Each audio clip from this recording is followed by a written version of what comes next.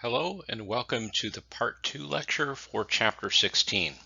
In this section of the lecture, I'm going to talk a bit about payroll, quite a bit about payroll actually, and then talk a little bit about loss contingencies and subsequent events.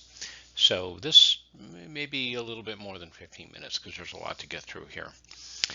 So first of all, payroll, it kind of stands among itself as one of the biggest operating costs in an area that's honestly fairly ripe for fraud. Over the years, there have been a lot of frauds relating to payroll. It's one way for money to leave the company and go to individuals, of course.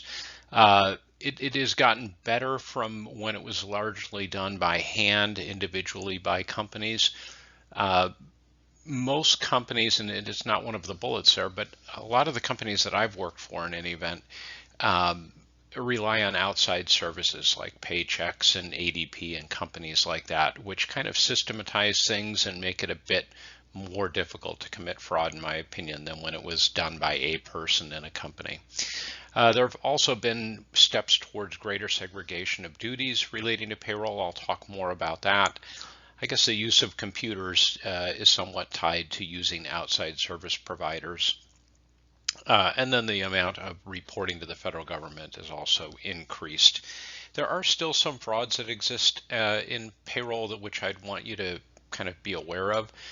One is ghost employees. So having somebody on the payroll that doesn't physically exist or come to the company. So they're getting money that is then being routed to somebody within the company that's perpetuating the fraud.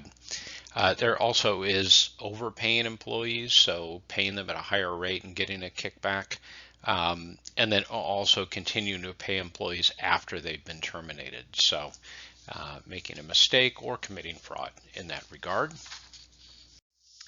So separation of duties or segregation of functions is very important in payroll. And the different departments that we'd look at would be, one category would be employment. That would be the Human Resources Department or HR. That's the department that's responsible for hiring people, for setting the terms of their employment, which includes pay rate, what their start date is, over the course of their employment. That's the department that would keep track of any raises or bonuses that the person is due to receive. And then at the end of their employment, it's the department that would handle the termination and winding down of the relationship with the employee. So that's very important that that function is distinct and separate from actually preparing and paying the payroll.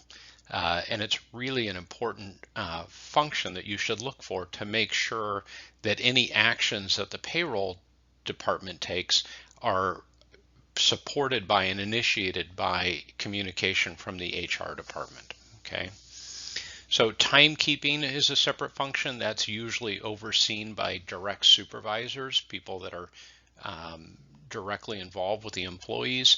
We'll talk about that a little bit more, but it could be a bit tricky. Companies have struggled with that. My personal experience is I've never had a time clock in my companies, and in hindsight, I wish that I had actually. So the payroll department usually is a department within the accounting department, or it's a function within the accounting department. Then again, that should be separate from HR, separate from the timekeeping function.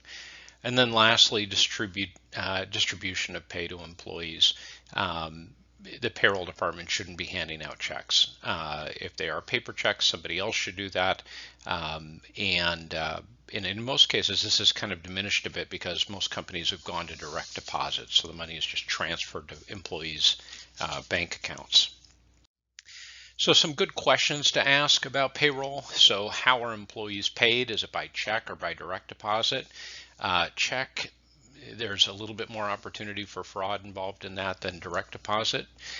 Do you have a payroll bank account that's separate from your regular bank account, and is it maintained on an impressed basis, meaning it's funded just for the amount that's required and goes to zero after all the paychecks have cleared? And again, as I just mentioned in the last slide, are there separation of duties between the functions that are critical to payroll? To the extent that employees fill out time reports, are they approved by supervisors? So somebody that should have direct knowledge of what day somebody was sick and what day they came in late and all of that. Is somebody reconciling the payroll bank account that's not involved in payroll? That would be important. And are all operations involved in the preparation of payroll subject to independent verification before paychecks are distributed? So is somebody looking over the paychecks before they're just handed out? Some of the test of controls for payrolls basically revolves around verification of the details. So comparing names and wage or salary to the records from the Human Resources Department. Again, you could get a list of what the current wages or salaries are for all employees and checking that. Get that from the Human Resources Department, check it against payroll records. You could also check the time that employees were paid for to their time cards. And if there's piece rate, you could look at production records, verify some of the deductions and see how that's being done, make sure it's being done correctly. It depends on the complexity of the payroll, where their employees are at, all of that. And then kind of testing the math that goes into payroll. Some continued tests of control, comparing the total of payroll to the labor cost summary from the cost accounting department, so making sure that those records are in sync with each other. I thought this was kind of funny. In the book, it talked about employees being paid in cash, and that may seem odd to some of you. Very few companies pay in cash. When I was a teenager, I worked at a Kmart in Arizona, and they paid us in cash at the back of the store, an envelope with cash right down to the change. And I asked about it. I thought this was kind of strange. And I was told that the majority of the workers would spend half of their pay before they left the store. So that's why they paid in cash. They got most of it back. If wages are paid by check, comparing paid checks with payroll and making sure endorsements are appropriate. If they're paid by direct deposit, looking at bank records to make sure that's done correctly. If the company has time clocks, kind of observe how those are done. The key thing that is a concern about time clocks is that you can have employees clocking one another in or out, which can be a problem. Some companies have added a camera to a time clock, which takes your picture when you insert the time card, but it's kind of a slippery slope there. Some data analytics that you can do. There's generally a lot of transactions involved with payroll, so it's an area that's kind of ripe for using data analytics. You could look for multiple payments to the same bank account in the same period to determine if somebody is being double paid or if there's some errors in that regard. You could compare bank accounts for employees with bank accounts for vendors that are paid to make sure that it isn't a way of getting more money to a vendor than what would be appropriate. Searching for duplicate, or certainly you can search within the system for duplicate Social Security numbers. False or invalid Social Security numbers would depend on spot checking I-9s or determining if the company uses an E-Verify process with the federal government for checking those. And then look at all of the special kinds of pay, like overtime, premiums for shifts, things like that, and make sure that those are being handled properly. So the next subject is the statement of cash flows, and we're going to be auditing really all of the information that goes into the statement of cash flows through our audit of other kinds of management assertions. So we're going to capture this in other areas. But the key thing here is we want to make sure that first of all, the statement of cash flows was done properly, and really focus on the presentation and disclosure aspects of it. Make sure that things are in the right categories, that sort of thing.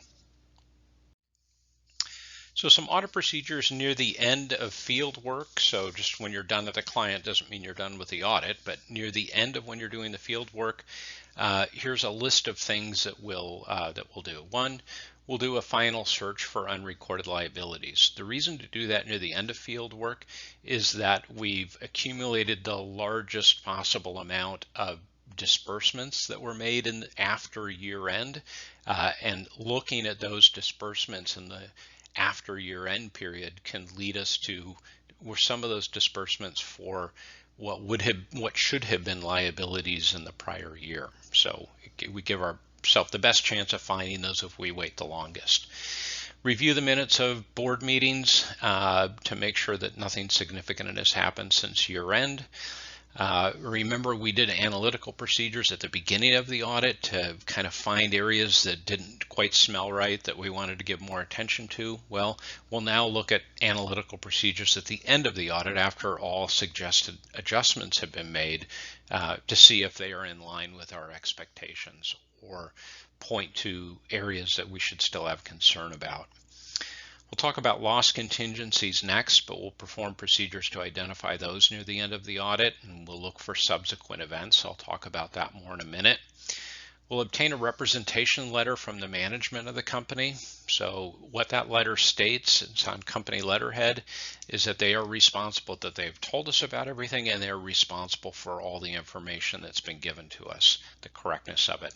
It doesn't replace or take the place of us doing a proper audit, but it does give us a little bit of backstopping from a liability standpoint.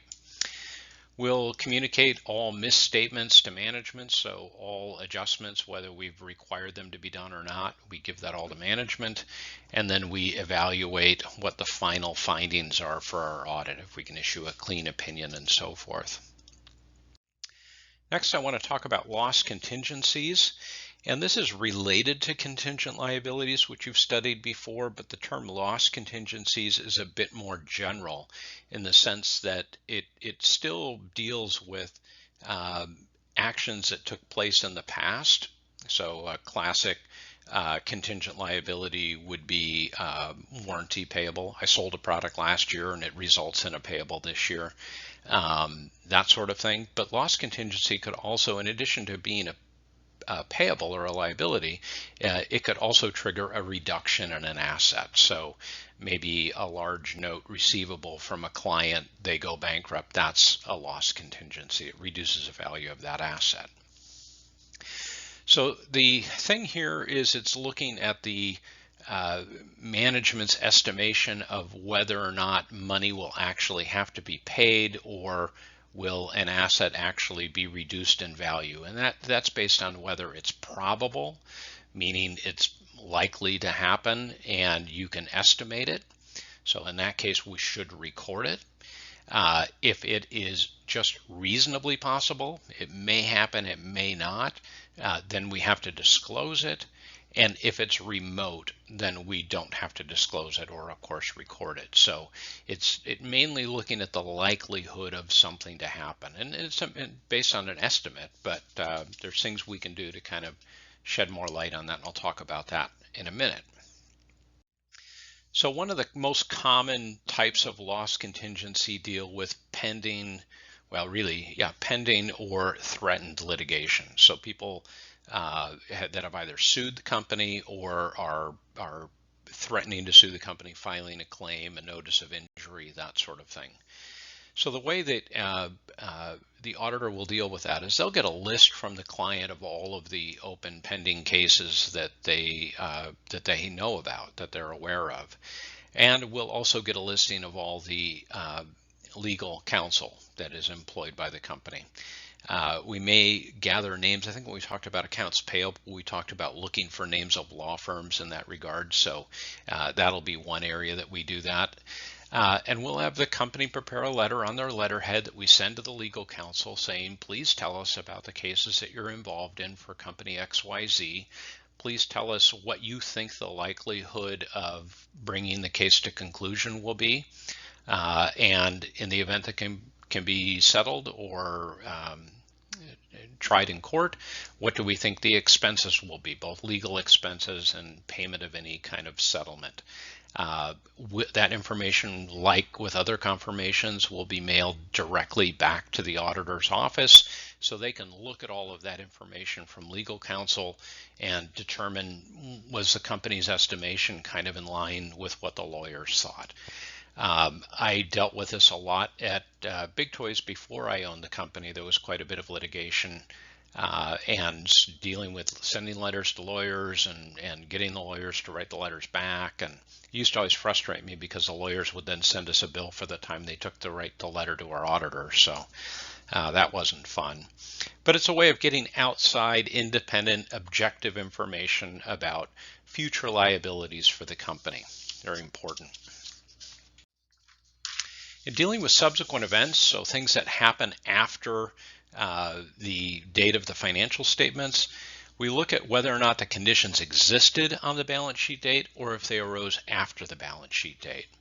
So if they existed before the balance sheet date, we're going to make adjustments to the financial statement amounts. If they arose after the balance sheet date, then we'll, in all likelihood, just make disclosures about that. An example would be in scenario one, we have let's just say we have a large note receivable with one of our biggest customers. In scenario one, the company files for bankruptcy on February 15th, and the conditions surrounding their bankruptcy existed on 12/31. So in that case, we would write down that receivable. In another situation, say the same company that owes us a bunch of money files for bankruptcy on 2/15, and it was as a result of some calamity that occurred on February 1st. So the conditions didn't exist for their bankruptcy on 12/31, they arose afterward. In that case, we would just disclose that. We wouldn't necessarily ask for it to be recorded. So further on subsequent events, we'll review the latest available financial reports, minutes of board meeting, and selected board committees to see if there's light shed on different situations that would cause us to look at that differently. We'll inquire with managers, of course, about things that have happened. We'll look at lawyers' letters and then other representations from management. So the last thing I want to talk about is qualitative materiality factors. So we talked earlier in the semester about quantitative materiality factors when we looked at dollar amounts for individual assertions and dollar amounts in total. So there's some other things that maybe smaller amounts would still rise to the need to be recognized. So one would be a change that affects earnings or other trends. So if they misaccounted for something and it's a small dollar amount, but it means their earnings per share went up versus went down, that could have a key factor. Or whether it was in line with expectations that analysts had for the company. If it caused them to exceed expectations versus fall short, a relatively small change could take on greater significance.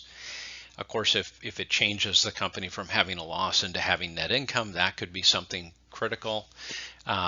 If it affects an important segment of their business or compliance with regulatory requirements or loan covenants, that we look at that more carefully. If it caused management to be paid more money, of course, that would be a red flag for us. And of course, if it concealed an unlawful transaction. So those are things that I want you to consider beyond the quantitative amounts that we talked about in earlier chapters. So that is the end of chapter 16. I look forward to talking to you when we start chapter 17. Take care.